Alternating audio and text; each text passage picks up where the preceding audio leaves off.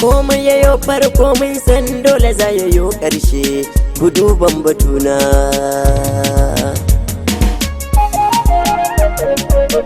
Ga sista mai waka a yau zan yi dan wani zance, zan yi batu a karan kanmu domin mu dan tantance. Gaskiya akwai wahala ɗaci gare ta, Allah na tantance.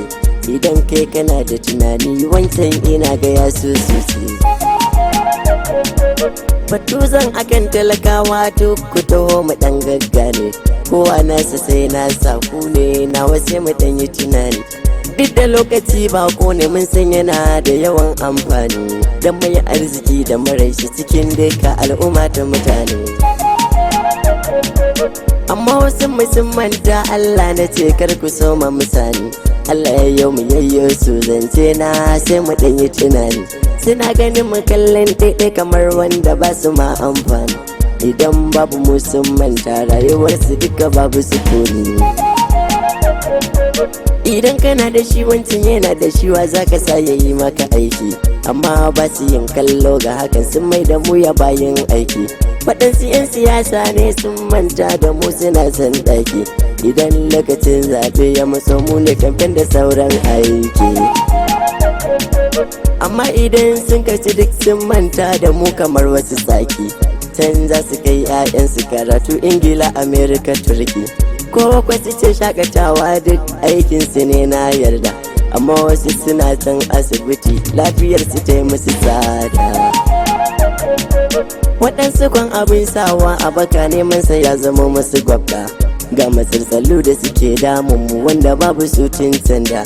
Ga korona cutar masu halittun a bayani na yarda, domin wuyar da muke sha ta bi ta kar a so ma haɗa ta.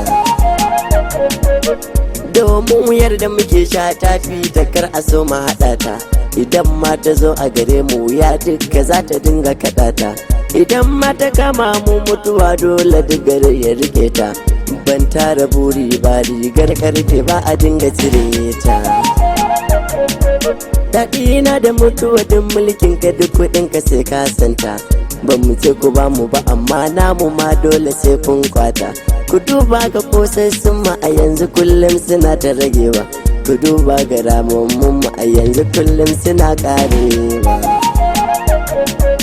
Wasu zubar hawaye idan su maye kama da yayi kafewa, akwai masu idan Allah ko a gero akwai wani gyauro. Amma waɗanda ke cinye haƙin mu sun wuce su mai sauraro, kamar ma da sun manta da akwai lokaci na babban taro. Kai ma abin ya yi min daɗi lokacin gashi suka tsoro, lokacin da babu kuɗi ko arziki bare a yau wani karo. Ina kira ga masu halin ga a canza lokacin gaba ya jiran mu, idan da wanda zai turo sako lamba cikinta sai a taɓa mu. An hana mu nema abinci, an hana mu mu yi ibada, kai ilahu shi ɗaya ne zai zam akan hakan ya ɗauki mataki. Asma'i ɓacin rana, asma'i ranar kuka, ba zai zam ka shuka gyaɗa sannan ka ce za ka zemo wake. Don neman ƙarin bayani 09066079925.